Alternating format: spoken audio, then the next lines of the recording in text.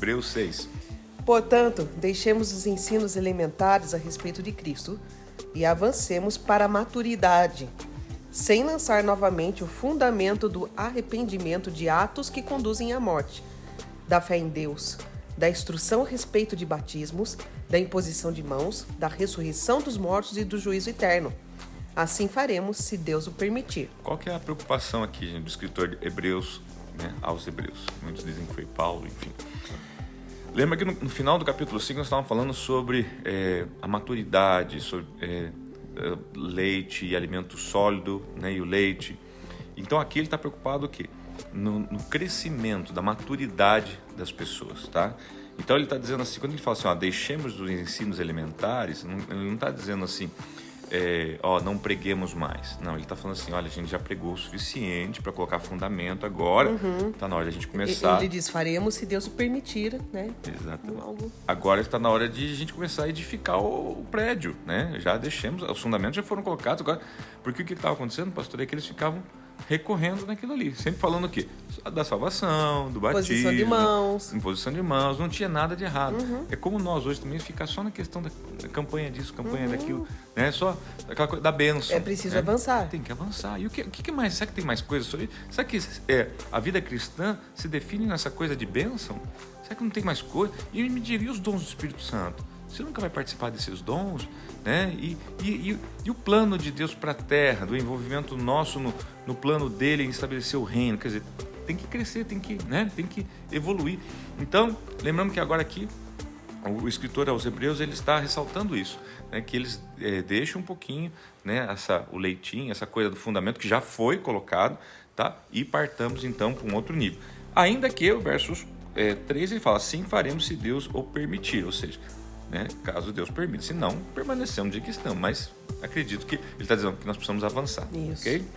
Ora, para aqueles que uma vez foram iluminados, provaram o dom celestial, tornaram-se participantes do Espírito Santo, experimentaram a bondade da palavra de Deus e os poderes da era que há de vir, mas caíram, é impossível que sejam reconduzidos ao arrependimento, pois para si mesmos estão crucificando de novo o Filho de Deus, sujeitando-o à desonra pública. Esses dois versículos, pastor. Nossa, isso aqui é sério. É sério porque qual o contexto que entra esses dois versículos? A questão aqui é o seguinte, por que ele pede para avançar no conhecimento de Deus? Porque as pessoas que estavam só colocando fundamento, elas recebiam um fundamento, elas iam para a igreja, elas eram batizadas, elas recebiam, de repente, do nada, caiu. Ou seja, não era suficiente, aquilo que elas tinham não era suficiente para...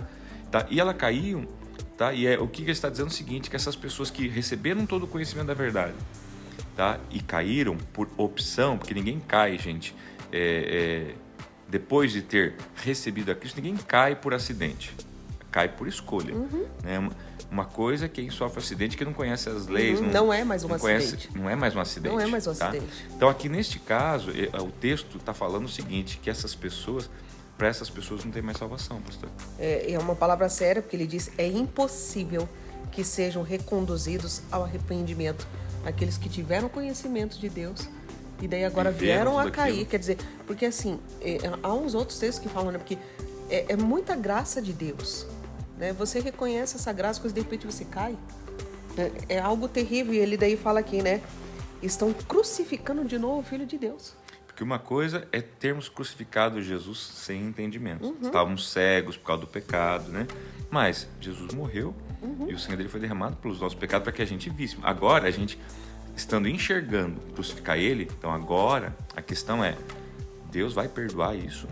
Uma coisa, né, é o perdão que Deus deu através do sangue de Jesus para aqueles que o fizeram sem entendimento, sem uma visão adequado. Agora, hoje a gente tem o conhecimento, a gente tem, e a gente continua crucificando Jesus. Então é isso que ele está falando assim, há salvação para esse tipo de pessoa? Daí ele fala que não. O texto fala assim que esse tipo de pessoa assim, né? Claro, é Deus que vai definir isso, mas já não resta mais o que fazer. Tá? É muito sério isso. E ele continua dizendo aqui, pois a terra que absorve a chuva que cai frequentemente e dá colheita proveitosa àqueles que a cultivam, recebe a bênção de Deus. Mas a terra que produz espinhos e ervas daninhas é inútil e logo será amaldiçoada. Seu fim é ser queimada. Quer dizer, é uma terra que recebe. E aqui, o que significa essa terra? A Bíblia fala que absorve assim a chuva que cai frequentemente. Quer dizer, tem uma chuva caindo sobre a tua vida, sobre a minha vida, frequentemente. O texto usa a figura de linguagem, amor, da terra, né? Da chuva e da terra, porque a Bíblia fala assim que a semente, a palavra de Deus é a semente e nós somos a terra. Então aqui está falando de dois tipos de terra. Nós como terra boa e nós como terra.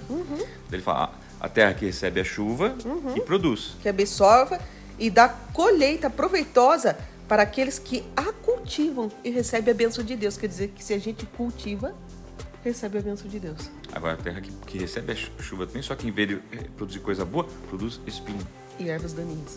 Então, isso é inútil e algo que é voluntário dessa terra. Essa terra que decidiu fazer. Por isso que ele fala assim, nesse caso, não tem o que fazer mais. E daí, em vez de receber a bênção, aqui diz que vai ser amaldiçoada.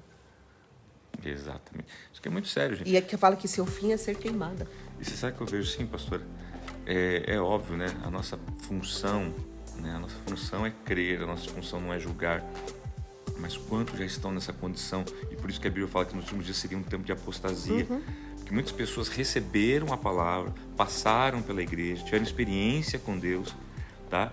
E porque não obedeceram, foram rebeldes, saíram da igreja, hoje estão no mundo. Essas pessoas dificilmente conseguem mais se levantar novamente. O número, né, pastores, de cantores evangélicos que estão se associando a cantores do mundo, né? Ou mesmo que estão, realmente, temos cantores aí bem conhecidos dizendo assim, não sou mais cantor gospel, agora eu sou livre para cantar a música que eu quiser.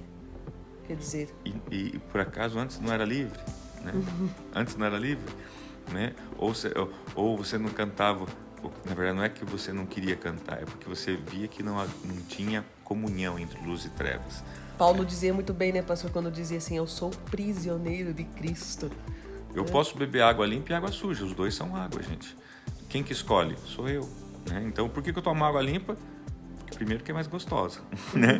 Segundo, que não vai me fazer mal. Agora, se eu quiser tomar água suja, eu posso tomar, né? É uma escolha, simples assim.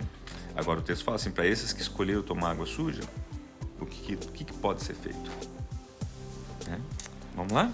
Amados, mesmo falando dessa forma, estamos convictos de coisas melhores em relação a vocês. Coisas próprias da salvação. Deus não é injusto. Ele não se esquecerá do trabalho de vocês e do amor que demonstraram por Ele, pois ajudaram os santos e continuam a ajudá-los. Queremos que cada um de vocês mostre essa mesma prontidão até o fim, para que tenham a plena certeza da esperança. De modo que vocês não se tornem negligentes, mas imitem aqueles que, por meio da fé e da paciência, recebem a herança prometida. Olha que coisa gostosa, gente. Né? Primeiro, Deus não é injusto. Né? O versículo 10 fala sobre isso. Então, você continue firme. Ele não se esquece. Né? Você que está aí sofrendo, combatendo o bom combate, continua. Esquece. Deus não é injusto, Ele não esquece. Tá? Observe o versos 12, ele fala assim, de modo que vocês não se tornem negligentes, mas imitem aqueles que por meio da fé e da paciência receberam a herança prometida. É a hora da gente imitar, né, aqueles que por meio da fé. E aqui eu falo que é uma introdução para o capítulo 11, depois que a gente vai ver que fala só sobre fé. Gente, está dizendo o seguinte, tem coisas na nossa caminhada, pastor, que vai ser pela fé. Vai ser pela fé. Não adianta você querer ver. É pela fé. A salvação é pela fé. Né? Tudo, na verdade, é pela fé. Tudo. Você vai ver que tudo que envolve, né, Deus, o transcendente, é fé. Então, assim, você continue imitando, né, aqueles que caminharam pela fé. E você tem hoje o testemunho dessas pessoas que caminharam pela fé. Então, não é uma coisa também tão abstrata assim. Tá? Vamos lá. Quando Deus fez a sua promessa a Abraão, por não haver ninguém superior por quem jurar, jurou por si mesmo, dizendo...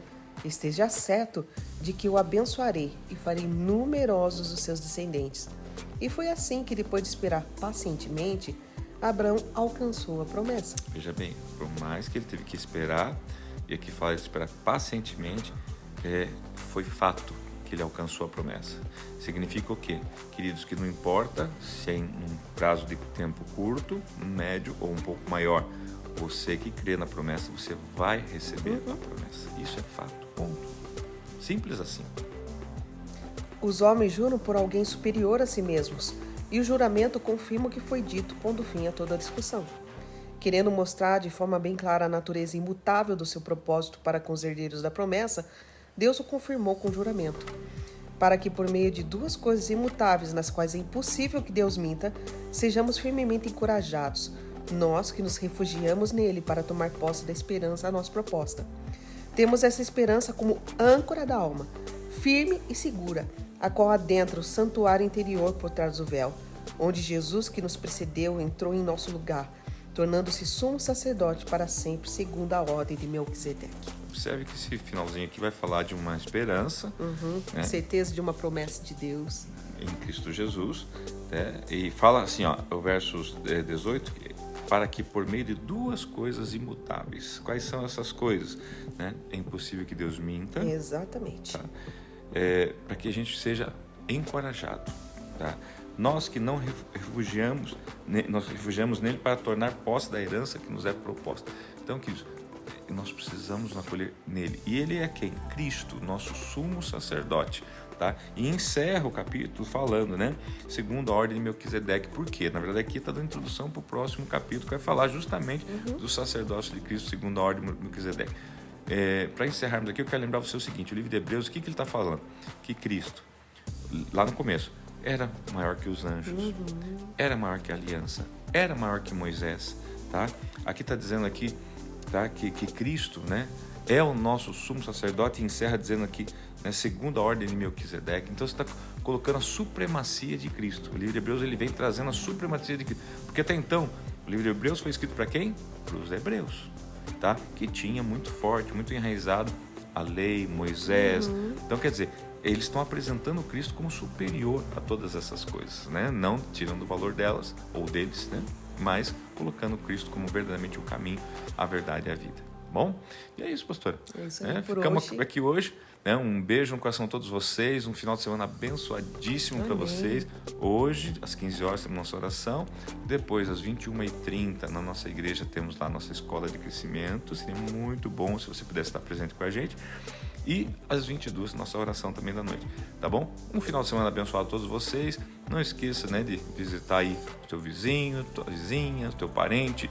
Aproveita para ter um tempo de comunhão, né? Quem assistiu a mensagem de ontem à noite vai entender isso, né? Tá na hora de você ir começar a cuidar bem dos seus vizinhos, porque amanhã você não sabe se você pode ter que emprestar vasilhas, né? Se você não entende o que eu estou falando agora, assista o vídeo de ontem, o culto de ontem, tá bom?